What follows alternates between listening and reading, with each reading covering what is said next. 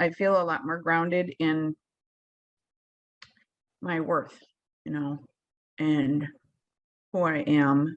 And I feel like my emotions line up with the truth that I believe in my head, in the front of my brain, that I trust God that things will work out for good, and I'm, trying to take the high road and learn and grow, and it'll be, anyway, I guess that's the gist of it. So I felt before, like a lot of times my emotion, I just was having so much pain over the marriage and how badly it went and how it turned out to be so different than I thought. And and all my efforts, I couldn't, it would get worse anyway. So a lot of the confusion and discouragement and just pain. So that's a lot better. I'd initiated the separation, hoping that we would, still hoping, I knew there wasn't a lot, my head knew there wasn't a lot of chance, but hoping that I could just get some clarity and healing, and that he would, we would both work on things and it would get better, maybe reconcile. And it quickly was evident pretty much that this was not what was going to happen on the other side. But I just couldn't give it up.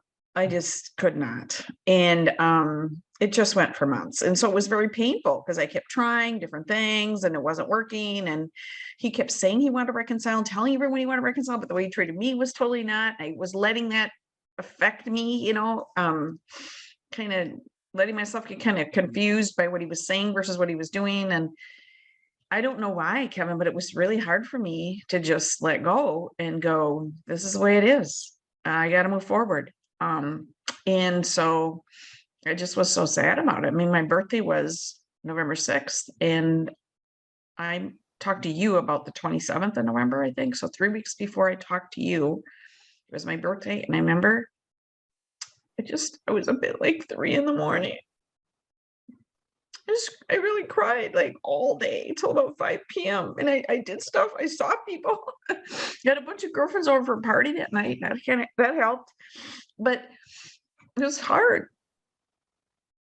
And then I got COVID around right before Thanksgiving. And so I was home, and that's when I started talking to you. And so I felt crummy. And I was just still really sad and having trouble accepting it and trouble moving forward. And so I think that working with you guys really helped me get out of that. And I do really think, Kevin, that one of the biggest keys was this working on retraining my subconscious to really believe at a deeper level that I am enough. Because I was like, why am I reacting this bad? I mean, of course, anyone would be hurt. Anyone, it wouldn't be normal to take it lightly. But I just felt kind of stuck. And now I feel unstuck. I got unstuck. I found the class really valuable. One of the best things about it was that the community. I mean, by the time it got to like the 9th class, I was like, I really care for these people. This is, and what you learn in the class, what we learned is rare. I've done a lot of healing, a lot of growth. I've been through divorce before. I went through a divorce course that went a year before. I've always tried to take advantage of the opportunities that come my way. I really think Rebuilders is unique, and that most of what you learn, it would be good for anyone to learn, but it happens that going through divorce is the ideal time, I think, to learn it when you really need it and you're most open. And I used what I learned in lots of different kind of relationships, because I don't really communicate with my ex anymore. But so all that we covered in the class. But there's so much value in learning this unique stuff and having people to connect with on it. When the other people in my life, I can talk to them about it a little bit, but they don't get it as well.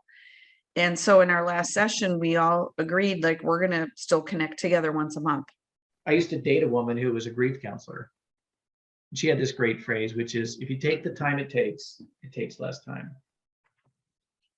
I like that. But I think also you gave tools to not just be sitting there stuck in it. Exactly. I mean, you could take the time and just cry and cry and cry and cry. That's what I was doing. Right, but I mean, that doesn't really move it, right?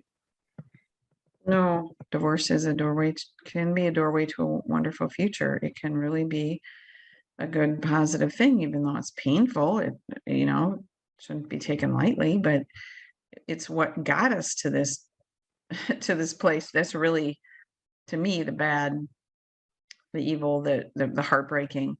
The divorce itself, it's very sad to go through, but it's an opportunity for freedom and healing and ending something that was not good, not what we hoped it would be.